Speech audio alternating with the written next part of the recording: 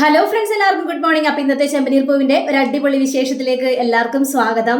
അങ്ങനെ നമ്മുടെ രവി എല്ലാവരോടും പൈസ ചോദിക്കുകയാണ്. അതിനുശേഷം നമ്മുടെ ശ്രുതി പറയുകയാണ്, അങ്കളെ ഞാനൊരു 5000 രൂപ തരാം അങ്കളെ എന്ന് പറഞ്ഞു കഴിഞ്ഞപ്പോഴേക്കും ശ്രുതിയാണെങ്കിൽ നീ എന്തിനാ 5000 രൂപ കൊടുക്കുന്നത്? ഞാൻ 8000 രൂപ കൊടുക്കാന്ന് പറഞ്ഞില്ല, അത് തന്നെ അധികമാണ്, പിന്നെ നീ എന്തിനാ 5000 രൂപ കൊടുക്കുന്നത്? മിണ്ടാതിരിക്കുക ശ്രുതി, എന്തെങ്കിലും സംസാരിക്കാം. അപ്പോഴേക്കും രവി വേണ്ട മോളെ ശ്രുതി, ഏതായാലും നിങ്ങൾക്ക് തരാമെന്ന് പറഞ്ഞല്ലോ, അത് തന്നെ വളരെയേറെ നന്ദിയുണ്ട്. പക്ഷേ വേണ്ട, മരുമക്കൾ ഏതായാലും പൈസയും തരണ്ട, മക്കൾ തരാന്ന് പറഞ്ഞല്ലോ, അത് തന്നെ ധാരാളം. അപ്പോഴേക്കും രേവതി ആണെങ്കിൽ അച്ഛ അങ്ങനെയല്ലല്ലോ അച്ഛ, എന്നാലും വേണ്ട രേവതി, നീ ഒന്നും പറയണ്ട, ഇനി ഈ കാര്യത്തിലൊരു തർക്കം ഇല്ല. ഇതേ നിങ്ങളുടെ കയ്യിൽ നിന്ന് ഏതായാലും പൈസ വേണ്ട, എൻ്റെ മക്കളുടെ കയ്യിൽ നിന്ന് ഞാൻ പൈസ മേടിച്ചോളാം. പിന്നെ വേറൊരു കാര്യമുണ്ടേ, എല്ലാ മാസം 5-ാം തീയതി ആകുന്നതിന് മുമ്പ് തന്നെ നിങ്ങളെല്ലാവരും പൈസ തന്നിരിക്കണം. ഇത് കേട്ട് കഴിഞ്ഞപ്പോഴേക്കും ആച്ചാ തരാച്ച, ഉറപ്പായിട്ടും തരാച്ച എന്നിങ്ങനെ പറയാം. ഇങ്ങനെ പറഞ്ഞു കഴിഞ്ഞപ്പോഴേക്കും ശരി എങ്കിൽ പിന്നെ ആയിക്കോട്ടെ. അല്ല അതല്ല അച്ഛാ. അപ്പൊ ശ്രുതിയാണെങ്കിൽ ശ്രുതിക്ക് ഭയങ്കര സംശയം. ഇതുവരെ അച്ഛൻ ഞങ്ങളോട് കണക്ക് പറയുകയോ പൈസ ചോദിക്കുകയോ ഒന്നും ചെയ്തിട്ടില്ല. പക്ഷേ ഇപ്പൊ എന്താ അച്ഛാ ഇങ്ങനെ എന്നിങ്ങനെ ചോദിക്കുമ്പോ സച്ചിക്ക് കാലി വരികയാണ്. എടാ ശ്രുതി, നിനക്ക് ചെറുപ്പത്തിലേ നീ ഓരോ കാര്യങ്ങളും ചോദിക്കുമായിരുന്നു അച്ഛനോട്. അപ്പോ ഒന്നും നോക്കാതെ നിനക്ക് പൈസയും വേണ്ട സാധനങ്ങളും ഒക്കെ മേടിച്ചു തരുമായിരുന്നു. അപ്പോഴൊന്നും നീ ഇങ്ങനെ ചോദിച്ചിട്ടില്ലല്ലോ. ഇപ്പൊ നിന്നോട് പൈസ ചോദിച്ചു കഴിഞ്ഞപ്പോഴേക്കും നിനക്ക് കണക്ക് പറച്ചിലായല്ലേ? എന്തിനാ അച്ഛാ പൈസ ചോദിക്കുന്നതെന്ന്? എടാ നാണം ഉണ്ടോടാ എന്നൊക്കെ ഇങ്ങനെ ചോദിക്കണം. അച്ഛാ അത് പിന്നെ ഞാനിങ്ങനെ വേണ്ട, നിങ്ങളൊന്നും പറയണ്ട, ഞാൻ എന്തിനാണ് പൈസ ചോദിച്ചത്, എന്താണ് എൻ്റെ മനസ്സിൽ എന്നൊക്കെ ഞാൻ പിന്നീട് പറയാം. അല്ല രവിയേട്ടാ, രവിയേട്ടൻ ഇവിടെ ഒരു ഈ റൂമിന്റെ പ്രശ്നത്തിനാണല്ലോ പരിഹാരം ഉണ്ടാക്കാൻ വേണ്ടി വന്നത്. പക്ഷെ അതിനെക്കുറിച്ചൊന്നും പറഞ്ഞില്ലല്ലോ.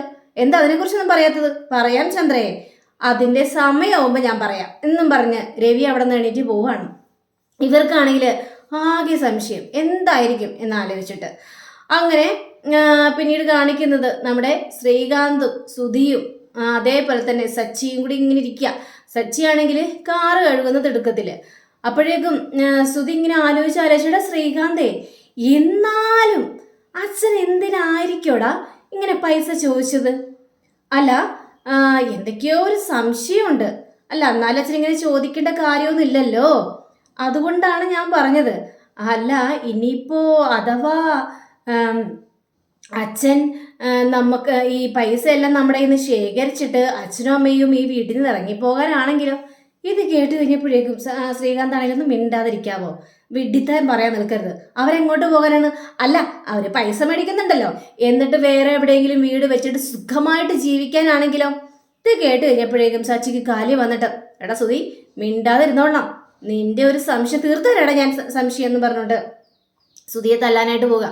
ശ്രീകാന്ത് അതില് ഇടപെടുകയും ചെയ്യണം. നിനക്കൊക്കെ ഒരു സംശയം, ഇവിടെ സ്വന്തം അച്ഛനമ്മയെയും വീട്ടിൽ നിന്ന് ഇറക്കി വിട്ടിട്ട് സുഖമായിട്ട് ജീവിക്കാന്നാണ് നീ വിചാരിച്ചിരിക്കുന്നത്? എടാ അവര് നമ്മുടെ അച്ഛനും അമ്മയല്ലേ, നിനക്ക് എങ്ങനെയാണ് ഇങ്ങനെയൊക്കെ ചിന്തിക്കാനായിട്ട് തോന്നുന്നത്? സ്വന്തം അച്ഛനും അമ്മയെ ഇറക്കി വിടാനായിട്ട് ഒരുങ്ങുന്നു. അതല്ല അവര് പൈസ ചോദിച്ചല്ലോ, അല്ല നമുക്ക് 3 പേർക്കും 3 റൂമുകളും വിട്ടു തന്നിട്ട് അവരെവിടെയെങ്കിലും പോകാനാണ് എന്നൊരു സംശയം മാത്രമല്ലേ ഞാൻ പറഞ്ഞുള്ളൂ. അതിന് നീ എന്തിനാ എന്നെ ചാടിക്കയർത്തി സംസാരിക്കാനായിട്ട് വരുന്നത് എന്ന് ചോദിച്ചു കഴിഞ്ഞപ്പോഴേക്കും വേണ്ട, നീ അങ്ങനെ ഒരു സംശയം ഇവിടെ ചോദിക്കണ്ട. എടാ എല്ലാവരും കൂടി ഒരുമിച്ച് സന്തോഷത്തോടെ ജീവിക്കാൻ എങ്ങനെ പറ്റും എന്ന് നീ ചിന്തിക്കുക. അതിനുശേഷം ബാക്കിയുള്ള കാര്യങ്ങളില്ല. അയ്യടാ ഞാനേ ഒരു ബിസിനസ്സുമാനാണ്, നിന്നെ പോലെ ഡ്രൈവർ ജോലിയല്ല ചെയ്യുന്നത്. ഇത് കേട്ട ശ്രീകാന്തിന് സുധിയേട്ടനോട് പല പ്രാവശ്യം പറഞ്ഞിട്ടുണ്ട്, ഒരാളുടെയും ജോലി ഞാൻ താഴ്ത്തി കെട്ടി സംസാരിക്കരുതെന്ന്. എന്നിട്ടും വീണ്ടും വീണ്ടും എന്തിനാണ് സുധിയേട്ടാ ഇങ്ങനെയെല്ലാം പറയുന്നത്? എടാ നിനക്കൊക്കെ അങ്ങനെ പറയാം, ഞാനേ പുതിയ ബ്രാഞ്ചുകളെല്ലാം തുടങ്ങും, അപ്പം ഞാനേ മില്യനാവും. അങ്ങനെ കോടീശ്വരനായി ഞാനേ എങ്ങനെ ഈ വീട്ടിൽ കഴിയും? ഞാൻ വേറെ വീടെടുത്ത് നല്ല സുഖമായിട്ട് അടിപൊളിയായിട്ട് കഴിയും. അതിനെക്കുറിച്ച് മാത്രമേ ഞാൻ ചിന്തിക്കുന്നുള്ളൂ. ഇത് കേട്ടുകഴിഞ്ഞപ്പോഴേക്കും സച്ചിക്കും കലി വരികയാണ്. അതേടാ നീ അങ്ങനെയൊക്കെ ചെയ്യണമെന്ന് അറിയാം. എടാ നിന്നോട് അച്ഛൻ കുറച്ച് പൈസ ചോദിച്ചു കഴിഞ്ഞപ്പോഴേക്കും നിനക്ക് വല്ലാത്ത ബുദ്ധിമുട്ടായി പോയല്ലേ, അതുകൊണ്ടല്ലേടാ നീ ഇങ്ങനെയൊക്കെ പറയുന്നത്. എടാ സച്ചി, നീ അനാവശ്യം കയറി പറയാൻ നിൽക്കരുത്. എടാ നിനക്കൊക്കെ ഒന്നും ഉണ്ടാക്കാനായിട്ട് പറ്റില്ല. അപ്പോഴേക്കും നമ്മുടെ സച്ചിയാണെങ്കിൽ എടാ നിന്റെ അമ്മായിയച്ഛൻ തന്ന പൈസ കൊണ്ടല്ലേടാ നീ ബിസിനസ് തുടങ്ങിയതും നീ ഇപ്പം ഇങ്ങനെ പൊങ്ങച്ചം പറയാനുള്ള കാരണം, അല്ലെങ്കിൽ നീ എവിടെ നിന്ന് ഉണ്ടാക്കുമായിരുന്നടാ, നീ വെറുതെ ഉറക്കം തൂങ്ങി നടന്നേച്ചവനല്ലേടാ എന്നൊക്കെ പറഞ്ഞപ്പോഴേക്കും സുധിയാണെങ്കിൽ അതേടാ എൻ്റെ അമ്മായിയച്ഛൻ എനിക്ക് തന്നു, കാരണം എനിക്ക് കഴിവുണ്ടെന്ന് എൻ്റെ അമ്മായിയച്ഛന് നന്നായിട്ട് അറിയാം. അതുകൊണ്ട് എനിക്ക് പൈസ തന്നു. ആ പൈസ കൊണ്ട് ഞാൻ ബിസിനസ് നടത്തി. ആ ബിസിനസ് നടത്തിയപ്പോൾ ഇപ്പൊ കണ്ടില്ലേ, നല്ല പുരോഗമനമില്ലേ. എടാ, നിന്റെ ഭാര്യ വീട്ടിൽ നിന്ന് എന്ത് കിട്ടും? ഒന്നും കിട്ടൂല.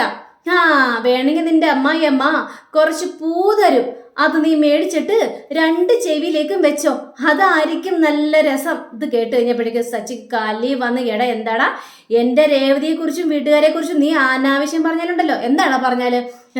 നിന്റെ ഭാര്യക്ക് പിന്നെ പൂക്കച്ചവടം അല്ലാതെ പിന്നെ എന്താണ് ഉള്ളത് എന്നൊക്കെ ചോദിച്ചപ്പോഴേക്കും, അതേടാ എൻ്റെ രേവതിക്ക് പൂക്കച്ചവടം തന്നെയാണ്, അവൾ അന്തസ്സായിട്ട് തന്നെയാണ് ജീവിക്കുന്നത്, അല്ലാതെ നിന്റെ ഭാര്യ ചെയ്യുന്നത് പോലെ ഫ്രോഡ് പണി ചെയ്യുന്നില്ല എന്നൊക്കെ ഇങ്ങനെ പറഞ്ഞു കഴിഞ്ഞപ്പോഴേക്കും, എൻ്റെ ശ്രുതിയെക്കുറിച്ച് നീ അനാവശ്യം പറയോടാ എന്നും പറഞ്ഞുകൊണ്ട് ഇവർ രണ്ടുപേരും കൂടി തല്ലുകൂടാനായിട്ട് തുടങ്ങി, അങ്ങോട്ടും ഇങ്ങോട്ടും അടി കൂടാനായിട്ട് തുടങ്ങി. ഇത് കണ്ട് ശ്രീകാന്ത് ആണെങ്കിൽ ഇടയ്ക്ക് ഇരുന്നിട്ട് ഒന്ന് നിർത്താവോ, ഒന്നും സമാധാനത്തിന് വേണ്ടിയാണ് ഞങ്ങൾ ഇവിടെ വന്നിരുന്നത്. അതിനുശേഷത്തെ നിങ്ങൾ രണ്ടുപേരും കൂടി തല്ലുകൂടാൻ തുടങ്ങി, നിങ്ങൾക്ക് വേറെ ഒരു പണിയില്ലേ, അങ്ങോട്ട് പോകാൻ നോക്ക് എന്നും പറഞ്ഞുകൊണ്ട് അങ്ങോട്ട് പറഞ്ഞു വിടുകയാണ്. ഇതേ സമയം തന്നെ നമ്മുടെ രേവതി ആണെങ്കിൽ അടുക്കളയിൽ എന്തോ കുക്കിംഗ് ഒക്കെ ചെയ്യുക സമയത്ത് വർഷ ഇരിക്കുന്നുണ്ട്. ചേച്ചി സമ്മതിക്കണം കേട്ടോ, കാരണം രാവിലെ അടുക്കളയിൽ കയറുന്നു, വൈകുന്നേരം അടുക്കളയിൽ കയറുന്നു, ഏത് സമയത്ത് അടുക്കളയിൽ കയറി ഫുഡെല്ലാം ഉണ്ടാക്കുന്നു.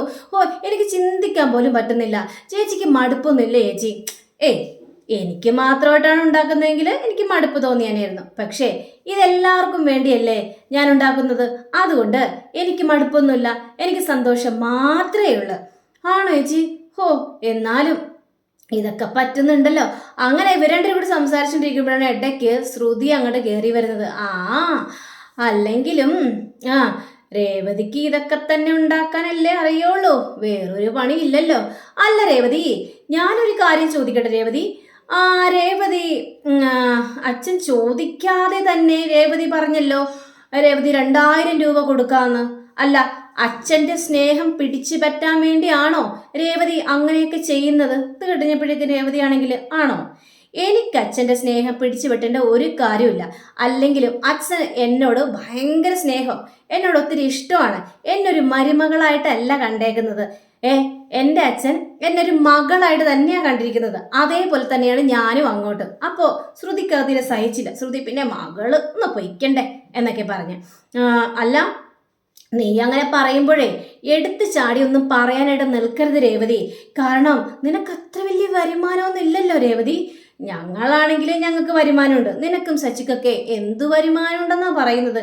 എനിക്ക് ബ്യൂട്ടി പാർലറിൽ നല്ല വരുമാനമുണ്ട്, പിന്നെ ശ്രുതിക്കാണെങ്കിൽ ഷോറൂമിലും നല്ല പ്രോഫിറ്റ് കിട്ടുന്നുണ്ട്. അപ്പോൾ ഞങ്ങൾക്ക് മാസം മാസം പൈസയൊക്കെ കൊടുക്കാനായിട്ട് പറ്റും. പക്ഷേ നിങ്ങൾക്ക് രണ്ടുപേർക്ക് എവിടെ നിന്ന് പൈസ കൊടുക്കാനാ?